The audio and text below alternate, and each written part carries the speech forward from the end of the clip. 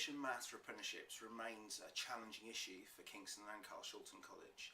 Our problem at the moment is that many learners, when they start the apprenticeship, don't see the importance of finishing the English and Maths and tend to leave that until the end of the programme.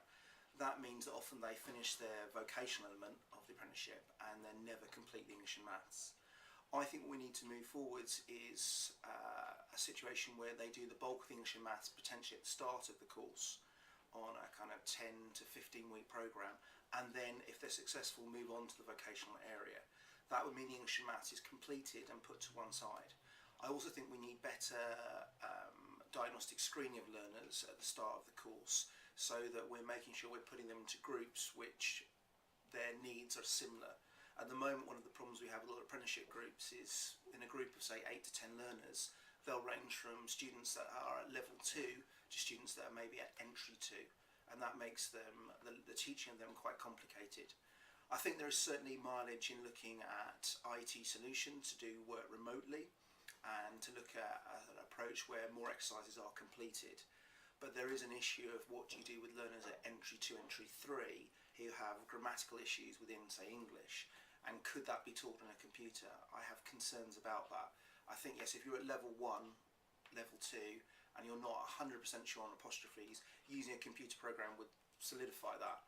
But as I say, I do have worries about learners at the lower end of the ability range.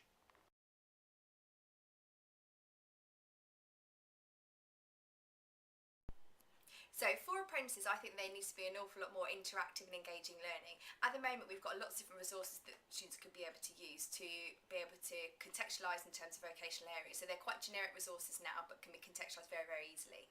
We have a lot of resources, including things like Doddle, which can be used for English, Maths, and a lot of other subjects.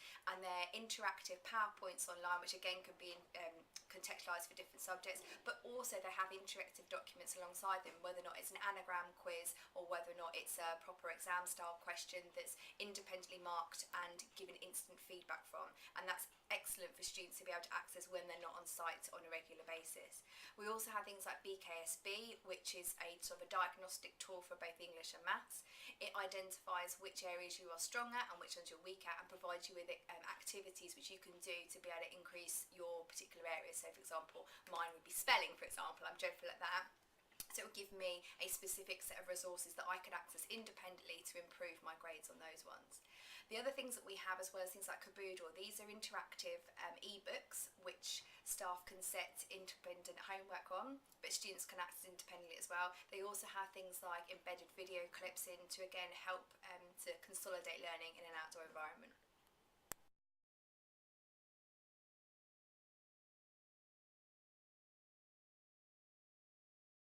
I think mobile apps are imperative for apprenticeship students.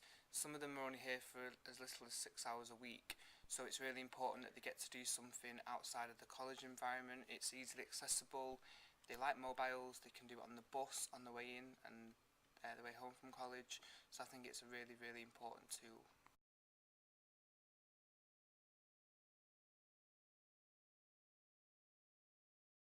I think learners on the apprenticeship course may feel that English and Maths isn't relevant for their core subjects. However, I think they do come to the realisation that later on in life it is vital because it is a transferable skill.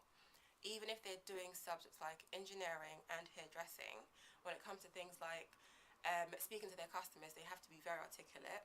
Or when it comes to the engineering aspect of it, they do have to write reports. So again, they do need those written skills. So I think it is important for them to actually be able to, again, be very articulate and have good written communication skills.